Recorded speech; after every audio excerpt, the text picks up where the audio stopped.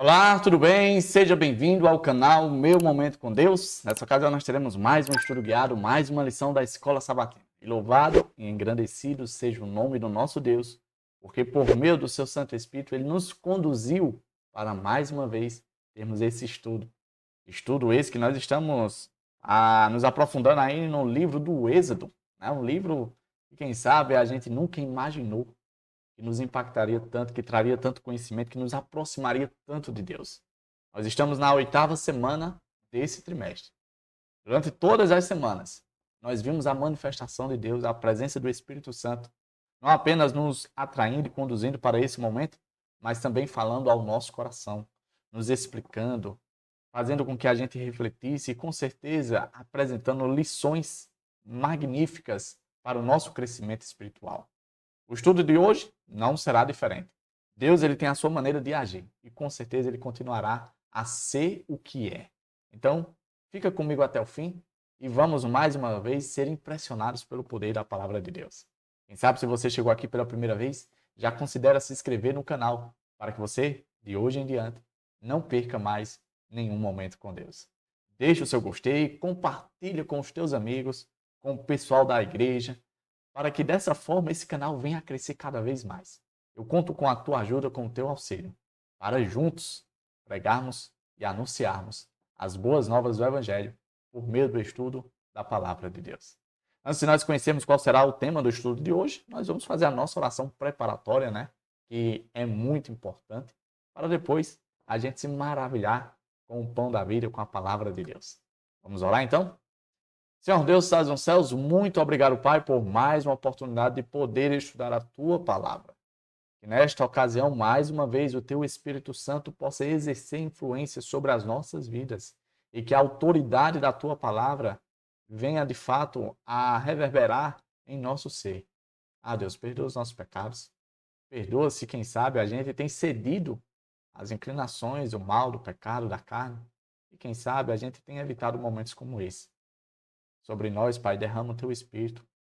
Dai-nos forças do céu, não apenas para resistir ao mal, mas para vencer o mal e ter esses momentos contigo todos os dias.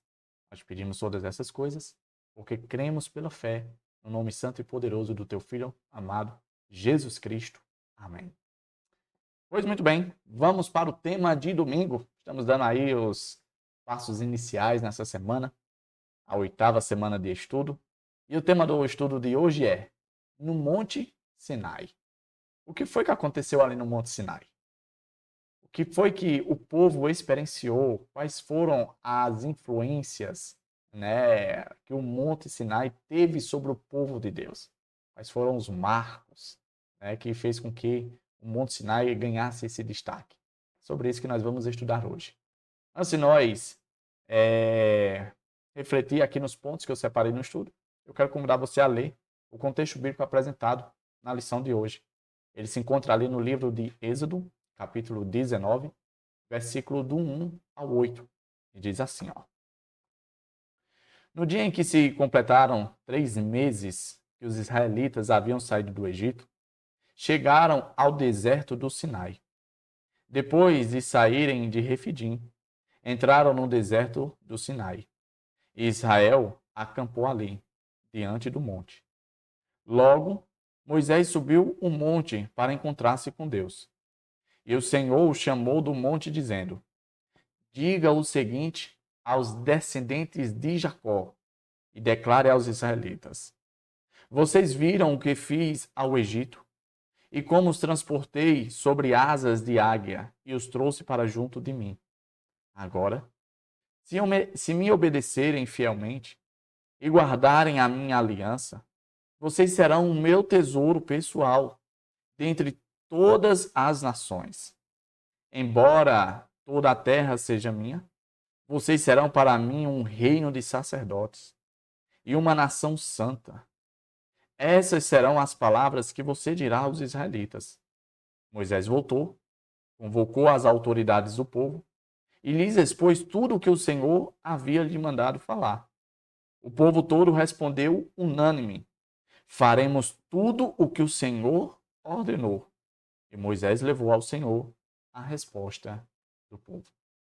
Olha que contexto interessante e traz à tona alguns pontos bastante relevantes para o nosso estudo de hoje. Olha o primeiro ponto que eu destaquei, que está aqui presente na lição. Diz assim, ó: Deus levou os israelitas ao Monte Sinai, onde pouco depois lhes daria os 10 mandamentos, ou também é identificado como o Decálogo, né? A lei do Senhor.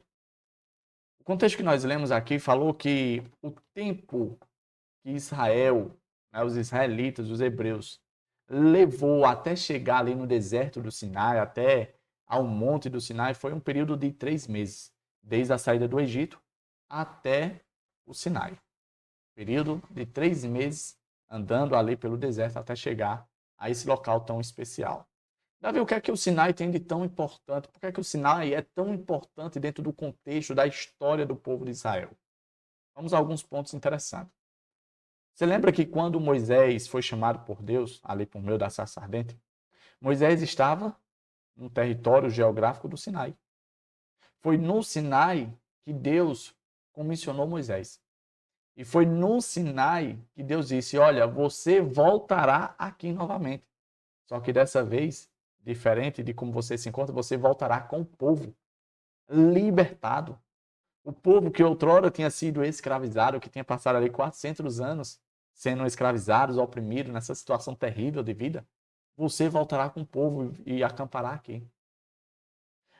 A Bíblia relata que em vários momentos da vida de Moisés, ele foi até o Sinai para ter ali momentos com Deus.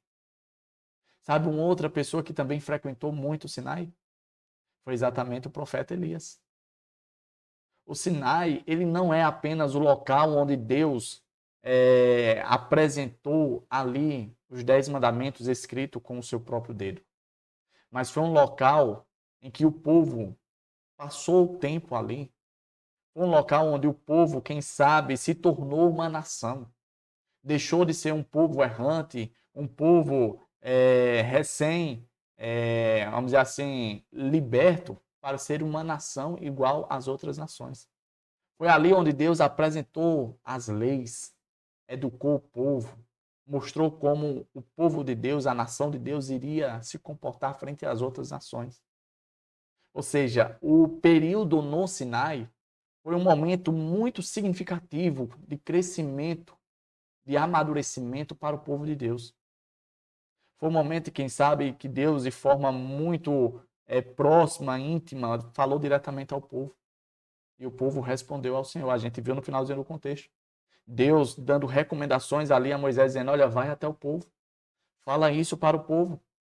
Moisés fala e o povo dá a resposta. Moisés volta para dar a resposta a Deus. Ou seja, a comunicação entre o povo e Deus estava ali intimamente conectada e acontecendo. Ou seja, o Sinai, ele é um momento na história do povo que, de fato, tem todo um simbolismo, tem todo um significado. Não era apenas um monte, mas foi um monte onde Deus se revelou ao povo, onde Deus firmou aliança, criou um pacto, né? Estabeleceu uma relação com o povo. Por isso, é tão importante na história dos hebreus, dos judeus. Olha esse segundo ponto. Após 2 meses de viagem, os israelitas chegaram ao Sinai, onde ficaram cerca de 1 ano. Davi, eles ficaram fazendo o quê durante 1 ano no Sinai? Esse tempo foi exatamente para que um povo fosse instruído. Foi nesse período que Deus apresentou as mais diversas leis. Davi, para que lei? Para que serve a lei? São as leis que tornam uma civilização organizada, estruturada. Uma civilização que não apenas traça os passos, mas anda nesses passos para o crescimento. Não existe uma cidade sem leis, um povo sem leis. É apenas um amontoado de pessoas que estão aí vivendo de maneira avulsa. Esse não era o caso do povo de Deus. Não eram leis inventadas humanas, eram as leis de Deus. Para você ter ideia. Êxodo 19 até o 40, o capítulo, Levítico 1 ao 27, Números do 1, capítulo 1 até o verso 10, capítulo 10 de Números. Ou seja, se a gente for analisar, durante esse período de 1 ano, foi o período que quem mais foi registrado ali no Pentateuco, os primeiros 5 livros da Bíblia, é onde os registros vamos dizer assim, se concentram exatamente na experiência que o povo viveu ali no Sinai. Todo o relato, né, que a gente encontra ali nos primeiros 5 livros da Bíblia, de forma predominante, foram registrados e extraídos desse momento em que o povo esteve no Sinai. Às vezes a gente pensa, não, Moisés registrou durante todo o período da jornada que o povo passou. Não. A gente vê aqui provas e bases de que a grande maioria dos registros de Moisés, ali nos primeiros 5 livros da Bíblia, foram extraídos desse momento do período de 1 ano que o povo passou ali no Sinai. Então a gente percebe que durante 1 ano o povo teve muita coisa, aprendeu muito, aconteceram muitas mudanças dentro de um período de 1 ano. Sabe, um outro ponto que é interessante, diz assim, ó, Deus tomou a iniciativa e estabeleceu a aliança entre ele e Israel. A gente viu, inclusive, isso no estudo de ontem. E Deus, ele tem essa maneira de agir. Ele não é do feitio dele esperar a ação do ser humano. Por quê? Porque ele sabe que se depender de nós, essa relação nunca aconteceria. Lembra o que foi que ele disse ali a Adão e a Eva, depois que eles pecaram? Eu porei inimizade entre você e a serpente. Se não é pela atuação de Deus, eu e você seríamos amiguíssimos de Satanás. Afinal de contas, nós estamos do mesmo lado dentro do contexto do pecado. Estamos em rebelião contra Deus. Mas graças à atuação de Deus, graças à intervenção de Deus, graças ao aproximar-se de Deus, é que nós estamos novamente no mesmo, vamos dizer assim, no mesmo passo, né, na mesma história, na mesma página com o Senhor Deus. É graças a Deus que buscou, que foi ao encontro, que providenciou um meio, tudo partindo de Deus.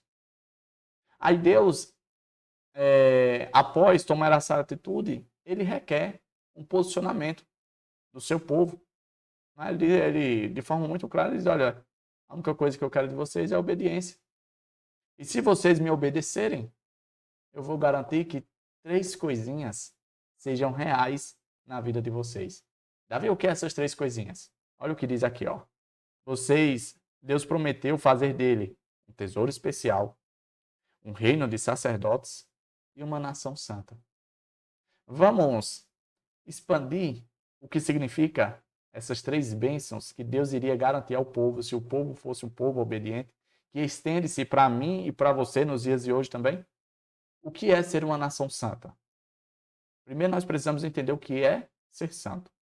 De acordo com o entendimento, ser santo é ser separado, é ser consagrado, é ser distintivo, né? Então, o que Deus queria que o seu povo fosse ao ser uma nação santa vocês não serão iguais. Eu lembro que, quando eu era criança, minha mãe, ela repetia uma frase que, quem sabe, você já ouviu pela sua própria mãe, dizendo o seguinte: você não é igual a todo mundo. Você não é todo mundo. Deus repete a mesma coisa. Vocês não são como as outras nações. Vocês são uma nação santa. Vocês são diferentes. Vocês são especiais. Sabe aquela historinha que a gente escuta o seguinte: olha, eu amo todas as pessoas, mas não é pelo fato de eu amar todas as pessoas que todas as pessoas terão acesso à minha casa, né, à minha intimidade. Quem pode ter? O pessoal da minha família, quem eu considero de fato. Ah, mas você não disse que gosta de todas as pessoas? Sim, respeito todas as pessoas, quero bem, sou cordial, sou gentil, mas isso não significa dizer que a porta estará escancarada para todo mundo. Então, ser uma nação santa implica no seguinte aspecto. Nós vimos até no verso. Deus tem domínio sobre tudo. O planeta é dele, todas as nações são dele. Mas Israel teria, podemos dizer assim, um tratamento especial. Embora Deus queira bem, queira salvar todos os seres humanos do planeta, Israel, o povo escolhido por Deus, eles foram escolhidos, dentro desse contexto que eu estou falando, certo? Eles foram escolhidos para, podemos dizer assim, ter um tratamento especial. Não é que Deus iria passar a mão na cabeça deles e tratar de forma litigiosa, de tipo, eu vou fechar os olhos, vocês podem fazer. Não, não é isso. Vocês foram chamados, vocês foram escolhidos, mas para um propósito diferente, para uma realidade diferente, para um tratamento diferente, dentro do contexto da obediência, né? Isso significa ser uma nação santa. Qual foi a outra bênção que foi destacada aqui? Reino de sacerdotes. Eu pergunto a você, o que é que o sacerdote fazia com relação ao povo que ia até o templo buscar a Deus? O sacerdote, ele cumpria um papel ali de mediação, né? Ele ficava entre o pecador e Deus. Era ele quem oferecia o sacrifício, né, a pedido do pecador. Ele quem mediava a situação do pecador diante de Deus. Ele oficiava diante de Deus em prol do pecador. Então, quando Deus nos chama para ser um reino de sacerdotes, Deus está querendo chamar a atenção e a tona de que eu e você, povo dele, deve mediar em prol das outras nações. Eu e você fomos chamados para representar as outras nações no aspecto de aproximar Deus às outras nações. É como se nós fôssemos o acesso, a ponte entre Deus e as outras nações que não conhecem a Deus. Então, quando você entender, quando você vir a alusão sobre reino de sacerdotes, é para exatamente isso. Eu e você fomos chamados para ser um meio pelo qual as outras pessoas irão conhecer a Deus. Seja por meio do nosso testemunho, seja por meio do nosso pregar, seja por meio da maneira como a gente se comporta, fala, vive. Percebe que não é um chamado simples? Não é um chamado para se orgulhar, tipo prestígio, eu faço parte do reino de sacerdotes. Eu tenho um chamado elevado, eu sou diferente. Não. É uma responsabilidade. E aí a gente vai para a última bênção, que é exatamente tesouro especial. Sabe, Deus olha para o seu povo como a menina dos seus olhos. E essa menina dos seus olhos é muito importante para Deus. Porém, esse valor creditado e atribuído ao povo de Deus não é para fazer com que o povo de Deus fique orgulhoso, como infelizmente aconteceu com a história, né? Mas era para fazer com que isso produzisse um testemunho. Testemunho de quê? De um povo grato, de um povo que reconhece as bênçãos, os feitos de Deus realizado em prol do povo. Era por meio dessas características que Deus desejava atrair as outras nações. Veja que há ali um trabalho entre o humano e o divino, uma cooperação. Esse eram os planos de Deus, a aliança de Deus, a proposta de Deus. Ali, com a aliança firmada no Sinai. Olha o último ponto que eu destaquei. Essa aliança foi o estabelecimento legal do relacionamento entre Deus e o seu povo. A gente vai ver em várias passagens na Bíblia, Jeremias, Êxodo, Levítico, Hebreus, Apocalipse, várias vezes se repetindo algo que, vamos dizer assim, é bem semelhante em todas as passagens. Que era o que, Davi?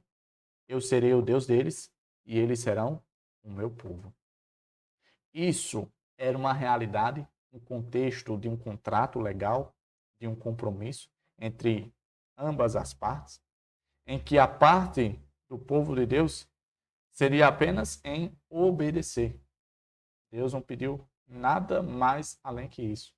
Obedeçam ao que eu mandar, ao que eu solicitar, ao que eu pedir, ao que eu recomendar a vocês. E ao vocês obedecerem, vocês irão viver essas bênçãos prometidas. Vocês viverão essa realidade proferida a vocês. Bom, chegamos ao fim do estudo de hoje. Um estudo que é apenas o pontapé inicial sobre os acontecimentos que foram vivenciados pelo povo de Deus ali no Sinai. O estudo de amanhã e os restantes dos estudos da semana com certeza vão expandir mais, vão trazer mais luz. Né? A gente vai ver ali, por exemplo, a experiência dos 10 mandamentos, como foi que aconteceu, o propósito daquilo. Aí eu tenho certeza que vai ser maravilhoso. E o pedido que eu faço para você é que você não falte, compareça. Lute contra a sua própria carne, como Paulo fala, né? Reduza as suas vontades à escravidão, de tipo, não, meu amigo, você vai fazer o que eu quero que faça. E o que eu quero é estudar a palavra de Deus. É ter meu momento com Deus. É estar junto aí com o irmão Davi e meditar na palavra de Deus, estar em exposição e contemplando a face do Senhor por meio do estudo da lição. Eu tenho certeza que você não vai se arrepender, assim como eu, durante todo esse tempo de jornada com esse canal, não tenho me arrependido. Bom, o Papai do Céu te abençoe e proteja todo mal. Se você ainda não é inscrito, aproveita agora e já se inscreve para não se esquecer. Deixa o gostei e compartilha. Vamos crescer junto esse canal. Não é um canal apenas meu, mas é um canal daqueles que buscam ter um momento com Deus. Eu, você e tantos outros espalhados por esse mundo. Até a próxima e tchau, tchau.